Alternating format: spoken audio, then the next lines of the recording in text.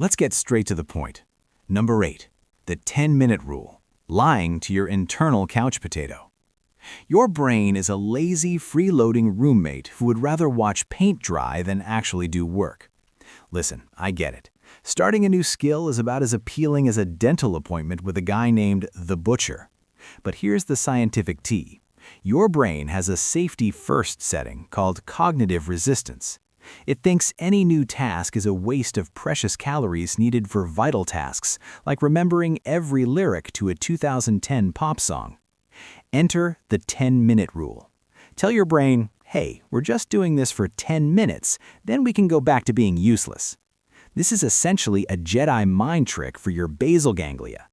Once you push past that initial friction, the prefrontal cortex takes the wheel and the flow state begins to kick in. You aren't committing to a marathon, you're committing to a microburst of effort. By the time the timer dings, you've already bypassed the amygdala's run-away response. It's the ultimate hack for people who have the attention span of a goldfish on espresso. Just 10 minutes. You can do anything for 10 minutes, except maybe survive a dinner with your ex. Now stop procrastinating and just start. Number 7. The 70% imperfect rule. Perfectionism is for losers. If you're waiting for the perfect moment to start, congratulations, you've just joined the millions of people who achieve absolutely nothing. Perfectionism isn't a badge of honor, it's a neurological straitjacket. Science tells us that the more you obsess over getting every tiny detail right, the more you spike your cortisol levels, which effectively shuts down the creative centers of your brain. Instead, we're aiming for the 70% imperfect rule. The goal is to be aggressively mediocre as quickly as possible. Why? Because skill acquisition is a numbers game. Your brain learns through a process called myelination. The more times you fire a neural circuit, even a sloppy one, the stronger that pathway becomes. If you spend 5 hours perfecting one sentence, you've fired that circuit once. If you write 10 pages of hot garbage in that same time, you've fired it thousands of times. You can't polish a diamond that doesn't exist, so start by making some dirt. It's better to have a finished, ugly project than a beautiful, invisible one. Drop the ego, embrace the good enough vibe, and let your future self worry about the cleanup. You aren't Leonardo da Vinci yet, so stop acting like his ghost is judging your rough drafts. Just get it done. Number 6. The overnight learning effect. Becoming a genius while drooling. Imagine becoming a literal master of the universe while your mouth is open and you're leaking saliva onto your pillow. It sounds like a scam, but it's actually biology. When you practice a skill right before bed, you aren't just wasting time. You're setting the stage for sleep-dependent memory consolidation. While you're dreaming about riding a giant taco, your hippocampus is busy replaying the day's highlights and shipping them off to the neocortex for long-term storage. This is like a nightly save game function for your brain. If you struggle with a guitar riff or a coding bug at 10 p.m., your brain keeps working on it while you're unconscious. Research shows that sleep helps stabilize memory traces and even integrates new info into existing knowledge networks.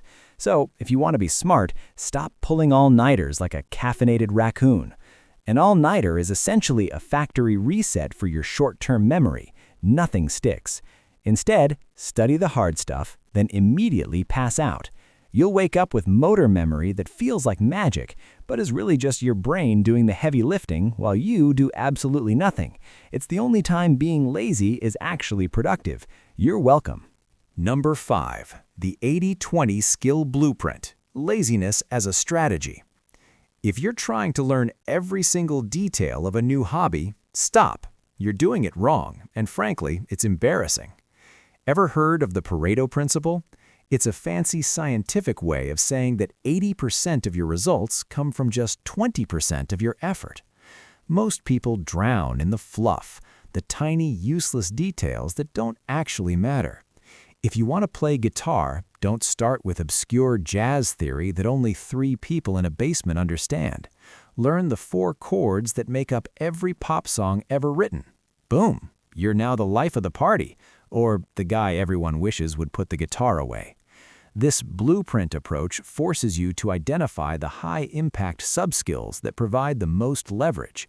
By stripping away the noise, you prevent cognitive overload and keep your motivation from cratering. Think of it as a minimum viable skill. You're not trying to be the world's leading expert in a week.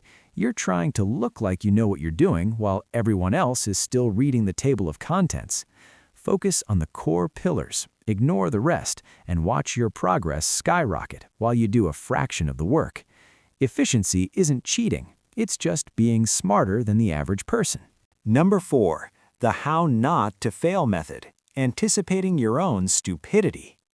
Most people start a new skill with stars in their eyes and a brain full of delusions. They envision the victory lap before they've even put on their shoes. But if you want to actually succeed, you need to stop being an optimist and start being a professional hater, specifically of your own future mistakes. This is called inversion thinking, and it's a mental model used by billionaires and people who don't want to look like idiots. Instead of asking, "How do I get good?" ask, "How am I definitely going to mess this up?" Identify the top 5 ways beginners crash and burn. Is it bad posture? Overcomplicating the basics? Forgetting to save your work? By studying the common fail points of others, you create a neurological roadmap of where not to go. Science shows that our brains are actually better at spotting errors than creating perfection. This isn't being a pessimist, it's being a strategist. You're essentially building a guardrail around your progress so you don't drive off a cliff of incompetence. Learn the don'ts before the do's. It's much easier to avoid a hole than it is to climb out of one once you've already fallen in face first. Smart people learn from their mistakes, but the coolest dudes learn from the mistakes of everyone else. Number 3. The teach it immediately hack. Explaining stuff to your pet rock. Think you've mastered a topic? Great! Now try explaining it to a 5-year-old, or better yet, a particularly judgmental cat. If you can't explain a concept simply, you don't understand it. You're just a glorified parrot repeating sounds. This is the Feynman technique, named after a guy way smarter than both of us.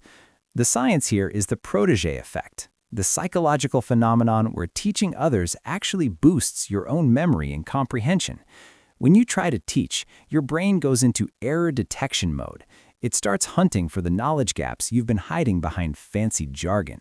You'll realize mid-sentence that you actually have no idea how that mechanism works. Suddenly, the abstract becomes concrete because you're forced to create analogies. Don't have a student?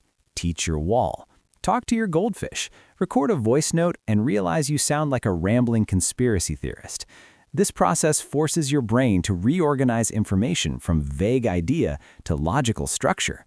It's basically a stress test for your intelligence. If you hit a wall, go back to the source material, fix the leak, and try again. If you can explain quantum physics using only metaphors about pizza, you've officially won at learning. Everything else is just pretending. Number 2. The rabbit hole technique, using curiosity as a drug. If you treat a new skill like a boring textbook, your brain will shut down faster than a laptop at 1% battery. To learn fast, you need to stop being a student and start being an obsessed stalker. This is the rabbit hole technique. Instead of just grinding the how-to, you dive into the why in the who. Want to learn chess? Don't just memorize openings, read about the Cold War drama of Bobby Fischer, or the weird history of how the Queen became the most powerful piece. This isn't just procrastinating, it's creating associative hooks. Neurobiology shows that the brain doesn't store information in vacuum-sealed bags, it links it to existing memories. By feeding your curiosity with side lore, you're essentially building a massive web of context. The more hooks you have, the easier it is for the core skill to stick. It's like giving your brain a reason to actually care. When you're genuinely curious, your brain releases dopamine, which acts like a highlighter for your long-term memory. So go ahead, fall into that Wikipedia spiral at 2 a.m. As long as it's vaguely related to your goal, you're not wasting time. You're building a mental skyscraper. Just try not to end up watching videos of how to build a primitive hut unless you're actually planning to live in the woods. Number 1. Identity-based learning. Lying until it's reality. Stop acting like a student and start lying to your brain with professional-level confidence. Most people approach a new skill like they're trying on a shirt that's too big. They say, "I'm trying to learn French." Newsflash, your brain hates trying. It loves being. This is the self-reference effect. Science shows that the brain processes data much more deeply when it relates to our self-concept. When you say, "I am a writer," your reticular activating system, RAS, starts filtering the world for things a writer would notice. You aren't practicing, you're fulfilling your destiny.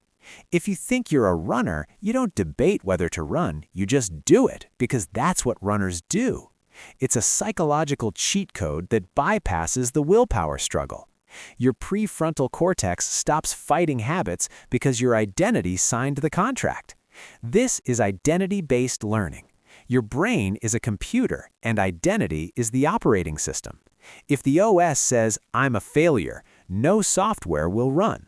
Stop being a guy who owns a guitar and start being a musician. Even if you sound like a dying walrus, believe the lie. You've got this, you beautiful genius. If you haven't forgotten everything already, hit like and share this. Subscribe to Coolest Dude Explains because we post daily, and let's face it, you need the help. Now go pretend to be a pro at something. See you tomorrow, you absolute legends.